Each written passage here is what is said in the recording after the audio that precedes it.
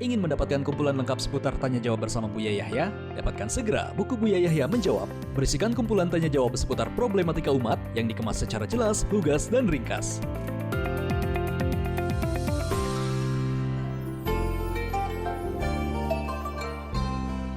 Halo, Assalamualaikum. Waalaikumsalam. Baik, dengan siapa di mana? Ya, Mbak Allah di rumah. Dengan di mana? Di rumah. Oh, di rumah. Baik, ya tempatnya dari mana? Daerah Jawa. Masya Allah, baik. Silakan bersolawat terlebih dahulu. Allahumma sholli ala Allahumma sholli ala sayyidina Muhammad wa ala ali sayyidina Muhammad. Allahumma sholli wa barik alaihi wa ala alihi wasahbihi. Baik, silakan bertanya langsung kepada Buya.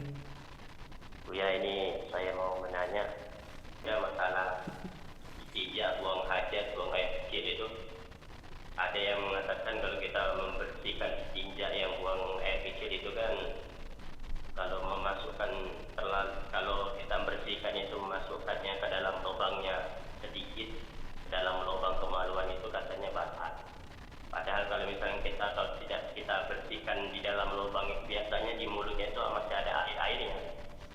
Batal puasa maksudnya. Bagaimana caranya supaya kita bersihkan itu tidak batal puasanya? Baik. Tidak memasukkan air gitu. Ya udah gitu aja. Baik, terima kasih. Baik. Baik, Allah. Makasih, terima kasih. Baik, Buya. Silakan langsung dijawab ya. Baik, istinja tidak harus sampai dibuka. Memang betul dibuka. Kenapa harus dibuka? Itu namanya waswas, cukup. Sudah Allah atur semuanya. Bahwasanya cara mencucikan ini kalau perempuan adalah cukup dengan perut jemari ke wilayah tersebut sudah bersih itu. Ada pun laki-laki di luarnya saja dikuyur, selesai. Tidak harus dibuka sampai masuk ke dalam. Itu justru bikin waswas dan bikin tidak sehat. Sampai dibuka bagaimana, nggak usah. Itu Cukup. mungkin untuk bagian lubang belakang mungkin, Buya. Sama, nggak harus dibuka. Cukup dilap dari luarnya saja selesai. Kalau mau ke dalam malah tidak begitu, tidak seharusnya begitu. Tidak diajarkan seperti itu. Kalau lubang belakang cukup dengan perut jemari digini, selesai. Tidak urus sampai masuk ke dalam dan batal puasanya. Dan memang biarpun tidak puasa tidak seharusnya seperti itu. Setelah itu sudah dikasih batas oleh Allah dan sudah Allah, subhanallah, desain Allah sudah luar biasa. Setelah itu keluar dibersihkan dari luar sudah bersih, dalam juga bersih, sudah selesai. Kalau masalah tidak bersih perasaan, kalau memang dikorek-korek kita semua kotor kita. Kalau dikorek-korek semuanya akan menjadi kotor nanti, bahkan begitu. Petunjuk adalah para ulama atau sudah cukup begitu saja, selesai. Dilap dan dibasuh dari luar sudah selesai. Seperti itu. Jangan kebawa kepada was-was, itu merepotkan kita juga, dan itu adalah bisikan, dan itu adalah godaan setan, bisa menjadi sebab kita tidak khusyuk dalam beribadah. Sudah beribadah dalam sholat masih mikir istinja, kayak begitu. Gimana bisa khusyuk mentadabburi firman-firman yang dibacanya? Kenapa? Dia masih mikir istinja, dan itulah bahaya was-was. Wallahu a'lam bishawab. Baik, subhanallah, Buya. Terima kasih, Buya. Dan mungkin sedikit, Buya, mungkin ada sebagian orang kadang merasa was-was, mohon maaf, dalam beristinja untuk di daerah belakang seperti itu, Buya.